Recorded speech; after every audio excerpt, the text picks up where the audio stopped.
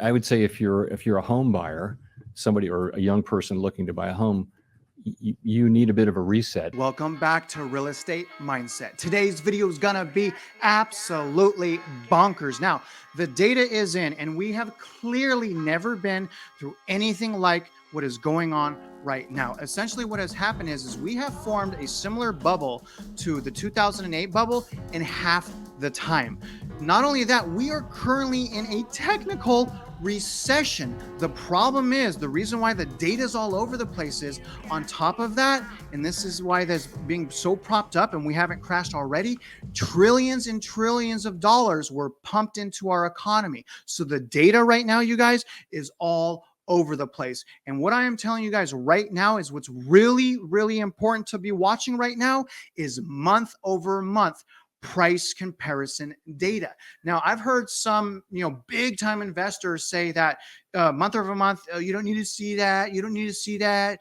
Just have this box filled and start buying, and only look at year over year data because that matters the most, because winter is winter and June is June and July is July and blah, blah, blah, blah, blah.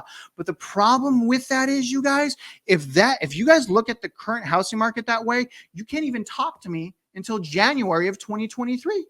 Because all of the data is tainted.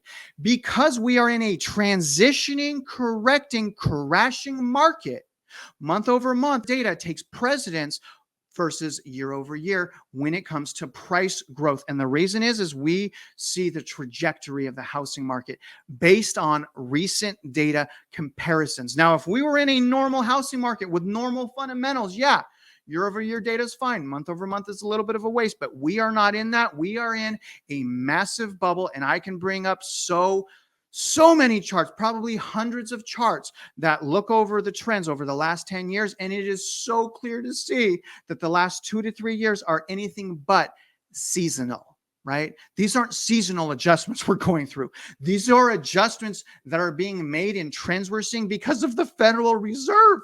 Duh, right? Because of COVID. Be careful who you're listening to is my point. And what we're going to do today is we're going to unpack more Redfin data. The article that we're going to read today is titled, "Homebuyers are increasingly backing out of deals as slowing market boosts negotiating power." That is great news for people like us that are sitting out. And you guys, I think a lot of people get this wrong. I don't think there's a lot of people sitting out and weathering the storm. I think a lot of people are sitting out because they're priced out. Okay. Massive difference. So in other words, keep your emotions under control. Okay. We're going to jump into this article, but before we do, remember, I'm not your financial advisor, even if I want to be, although my bio is as a shark fisherman, thumbnail creator, cinematographer, someone that likes helping people. So if you can, like this video, subscribe if you haven't already, shoot me a comment below. I need your comments to help keep me going. You have no idea how much I love them. Thank you guys for commenting. Please comment below. Let me know what's going on in your life. Let me know if you agree with what I'm saying, why or why not, okay? But let's get started on this article right now. Okay, guys, we're going to jump into this article now. These are shocking numbers to me. I'm going to read this. About 63,000 home purchase agreements, okay? Let me read that again. About 63,000 home purchase agreements were called off in just July, equaling 16% of homes that were under contract that month. That's crazy, guys. 16% of transactions fell through in July. That's not seasonal. Okay. That's not seasonal. So these guys are saying, oh, it's seasonal. Come on. I mean, does the last 3 years look seasonal? This is seasonal right here, right? To the left is seasonal. This is all over. Anyways, I'll stop. Nationwide, roughly 63,000 home purchase agreements fell through in July, equal to 16.1% of homes that went under contract that month. That's the highest percentage on record, except for March and April of 2020, when we were in lockdowns with the onset of the coronavirus pandemic, brought the housing market to a near standstill. So this is essentially the biggest cancellation rate in the history of the housing market, if you don't count COVID. Right? If you don't count the lockdown, this is the biggest on record. It's up from a revised rate of 15% 1 month earlier and 12.5% a year earlier. And just to put it in perspective, when we're in lockdowns, look, it went to 17.5%. We're almost there. We're almost where the cancellation rate was during lockdowns. That's insanity. And again, Look to the left of January of 2020. Look at this is annual. This is better indication of the fundamentals of the market. So normally year over year data is fine because the fundamentals are there. But when the fundamentals leave the market, and this is really what I'm saying, guys, when the fundamentals leave the market, when trillions of dollars were pumped into the market, when the market's under a violent transition, you must. I don't even know why I'm having to say this, but I get so many comments about this. In order to understand what direction we're headed, in order to understand your local housing market, you have to follow even week over week data so that you understand the trends. Because here's the other thing.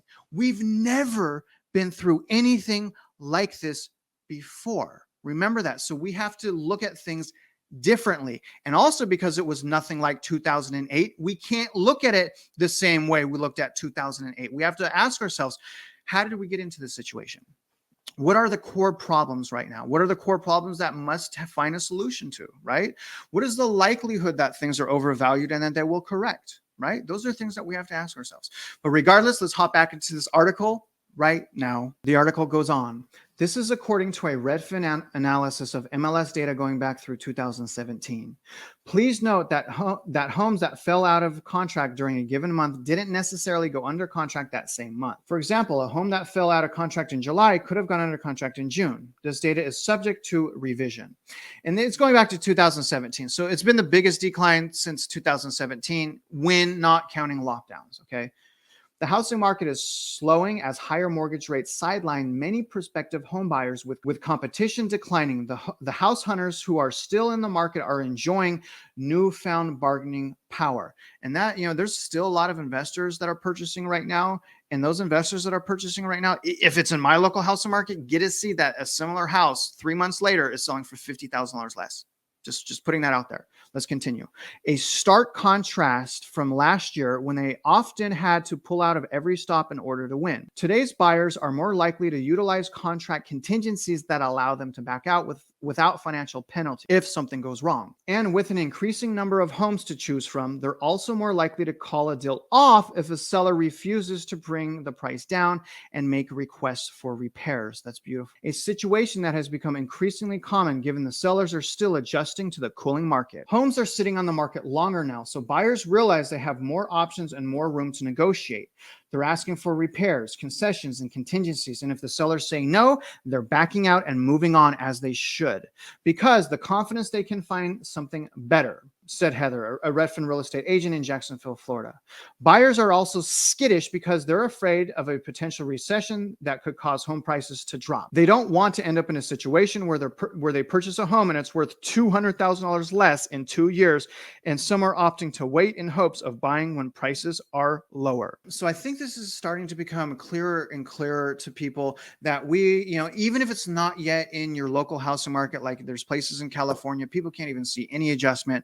There's places East Coast, there's places in Florida. People are like, Travis, you're crazy. My housing market is still out of control. And that is how real estate works. Okay. It doesn't hit every housing market at the same time, the same way, but generally it will spread. Okay. If things continue to go down the way I think they're going to continue to go down, then it's going to touch your metro area. No metro area is going to be safe from this. I can pretty much guarantee you that. Okay. But again, people are starting to wake up, right? And remember what I'm saying.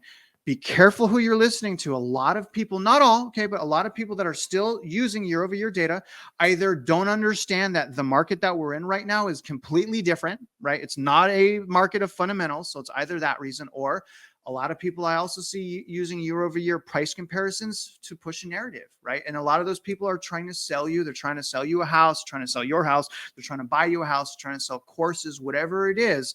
Those are usually the two things that I'm saying. So either whoever's saying year over year is the wisest thing to do right now, uneducated, right? They don't understand that we're not in a normal market. I could pull up 100 charts right now to show you that. And, or they have a narrative to push, right? And year over year price growth is still showing positive numbers. And that's why I'm saying you guys have to be careful. You have to look at things very carefully. And at the end of the day, you have to formulate your own opinion. Let's hop back into the article and finish it out right now. Alexis, another Redfin agent in Jacksonville, warns that there's no guarantee buyers will be able to find better deals in the future. Well, if you watch my channel and you live in Houston, there's a little bit of a guarantee of that, but whatever. What's with the over optimism? But I understand what she's saying. Annual home price, see where they're going annual home price growth has started to slow to 8% today from 17% a year ago. But prices are still on the rise, and Redfin economists don't expect them to crash. They're still on the rise in a few metro areas, but even Redfin themselves has a chart that shows we're past our peak and prices are down on average 4%. Okay, prices are down on average 4% from peak. Some buyers who are backing out of deals have the mindset that the market is crashing and they'll be able to get a home for $100,000 less in 6 months. I'm willing to take that gamble myself. And if I can't find that in 6 months, I'll just buy a house for $80,000 less instead of $100,000. Do y'all see how much sense it makes to wait right now? And generally, I won't say that because renting is a horrible idea. Now let's finish. That's not necessarily the case, she said. Homes in many parts of Florida are still selling for a pretty penny. So I warn my buyers that the grass might not actually be greener on the other side. So what she's saying is, so buy now, guys. It may not be better a few months from now. Really? Do you have any data that says that, right? Anyways, let's keep going. Some buyers may also be backing out due to 5+ mortgage rates. Those who started their search months ago when rates were closer to 3% may be realizing that the type of home they wanted before is now out of budget since the monthly mortgage payment has soared nearly 40% year over year. And that's why I'm saying most people on the sidelines are not people like me and you that are prepared to buy right now. Most people are priced out. Most people can't even qualify anymore, right? Do you guys get it?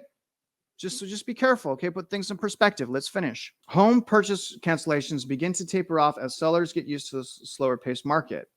Sellers have already begun to lower their prices after putting their homes on the market. They'll likely start pricing their properties lower from the get-go and become increasingly open to negotiations. So the thing is, y'all, is not only are people canceling because they obviously understand that they were purchasing an overvalued house, they're obviously understanding that now they have a lot more options. People are obviously understanding that they have a lot more negotiating power. So again, you guys, all of the data right now is telling us that the longer we wait, the better the deal. And that's only going to last for so long. I believe that it is possible. What will happen is there's a couple things, right? It's all speculation, but I believe regardless, we're going to have a sharp drop in prices. I believe we're going to have a sharp drop in prices. Now, after the sharp drop in prices, two options when the Federal Reserve flip-flops. Either demand is going to come back, we're going to be in a similar situation we were pre-pandemic, or real estate is going to continue to bleed out for 5 to 7 years. I think that that's actually very possible because the inflation. I think that it's possible that we're going to have that initial price drop and then say we purchase in 2023. It may take 4 years, 5 years for us to have equity growth again. I think that that's possible. I think we have to consider that. But the thing is for me, I'm just trying to get as far away from the peak as possible. And I'm trying to get out of renting. So on top of that, my local housing market is showing me all of the signs that I need to see that basically tells me buy at the end of this year or buy in, into early next year into 2023. But again, also my primary residence. So I'm going to start with my primary residence. That's why I'm buying in February, or that's my target date. But I also plan on buying 2 investment properties. So that gives me plenty of time to watch for the bottom of the market as well. But either way, you guys, it's about empowerment. It's about doing the work yourself. It's about studying your local market. Now, I really hope you guys got some value from today's video. And if you're out there investing in real estate, I wish you luck and I hope you win.